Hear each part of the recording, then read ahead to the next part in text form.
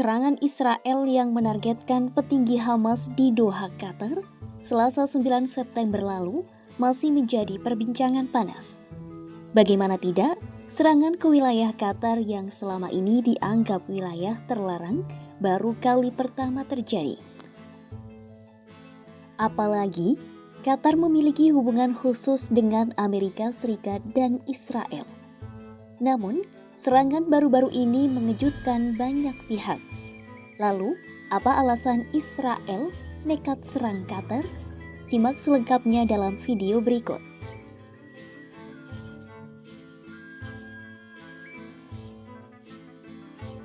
Sejak Perang 7 Oktober 2023 lalu, Israel terus menyerang petinggi Hamas dimanapun mereka berada. Sebelumnya, Tel Aviv telah menargetkan para pemimpin Hamas di Lebanon, Iran, dan Gaza.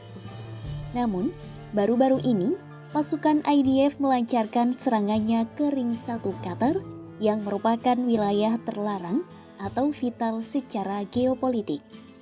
Padahal, Doha memiliki hubungan khusus dengan Amerika Serikat dan Israel. Pangkalan udara terbesar Washington di Timur Tengah Al-Udeid pun berada di Qatar.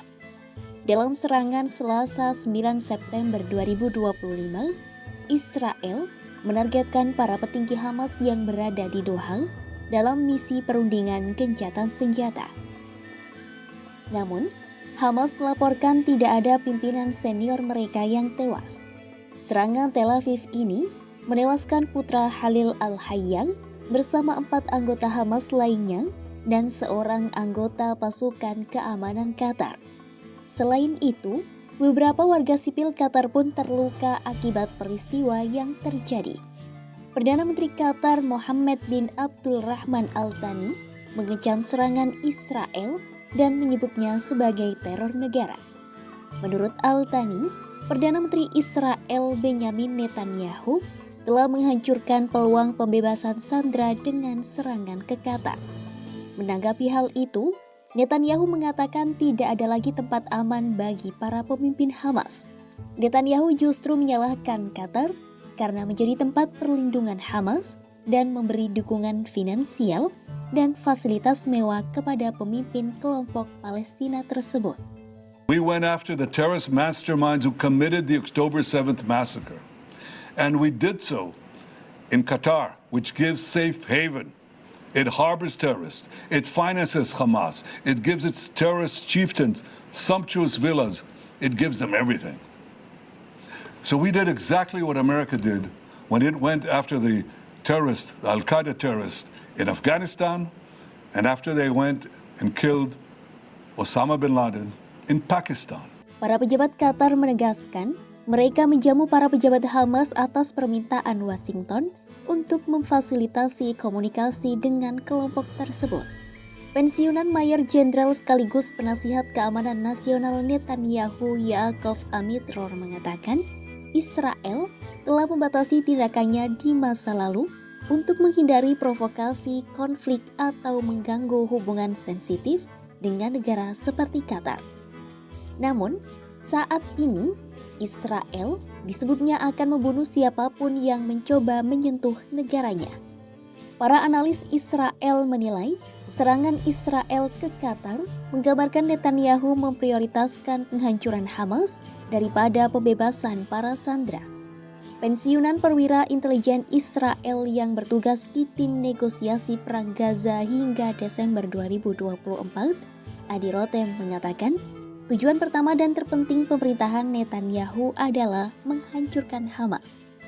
Mantan pejabat dan pakar yang mengetahui pemikiran pemerintah mengatakan, serangan di Qatar pun dimaksudkan untuk mengguncang negosiasi yang telah lama terhenti dengan Hamas untuk gencatan senjata dan pembebasan sandera.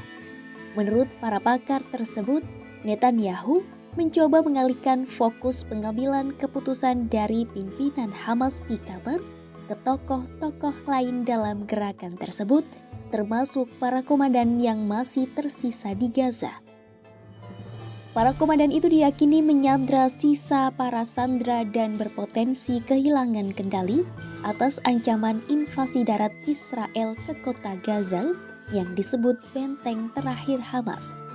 Senada dengan para pakar sebelumnya, peneliti dari Institute for Near East Policy Ehud Yaari mengatakan, tujuan politik dari serangan ke Doha adalah untuk mengubah struktur negosiasi di samping tujuan untuk menyingkirkan pejabat-pejabat penting yang telah lama menjadi incaran Israel.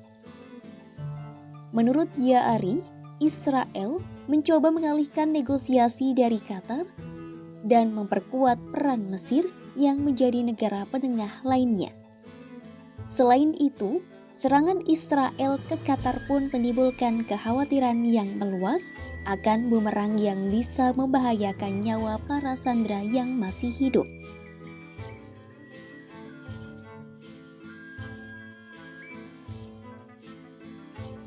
Serangan yang menargetkan para petinggi Hamas tak membuat kelompok ini lantas menyerah. Juru bicara Hamas Fauzi Barhaum mengatakan, kelompoknya berjanji akan terus berjuang usai Israel menyerang Doha untuk membunuh para pemimpin senior mereka.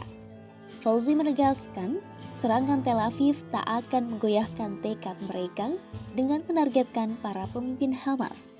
Menurutnya, apa yang dilakukan Israel itu memang sengaja untuk menargetkan seluruh proses negosiasi gencatan senjata di sana.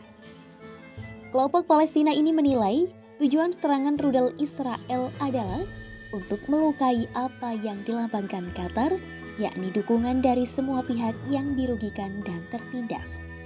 Ia menekankan tuntutan utama Hamas termasuk penarikan penuh pasukan Israel dari Gaza dan pembangunan kembali wilayah kantong ini tidak akan goyah. Hamas menyebut pengepungan, pemboman dan pengungsian massal yang kini terjadi di Gaza sebagai kejahatan perang yang sesungguhnya. Serangan Israel di Doha menandai eskalasi besar dalam konflik Israel-Hamas. Serangan pertama kali yang menyasar wilayah negara negosiator utama dan netral ini pun dinilai memperburuk hubungan Israel dan Qatar. Apa yang terjadi menunjukkan Netanyahu lebih fokus menghancurkan Hamas ketimbang kompromi politik atau diplomatik. Hamas pun menegaskan mereka tidak akan menyerang meski kehilangan sejumlah anggotanya. Simak terus update perang Israel versus Hamas hanya di kanal YouTube Kompas.com.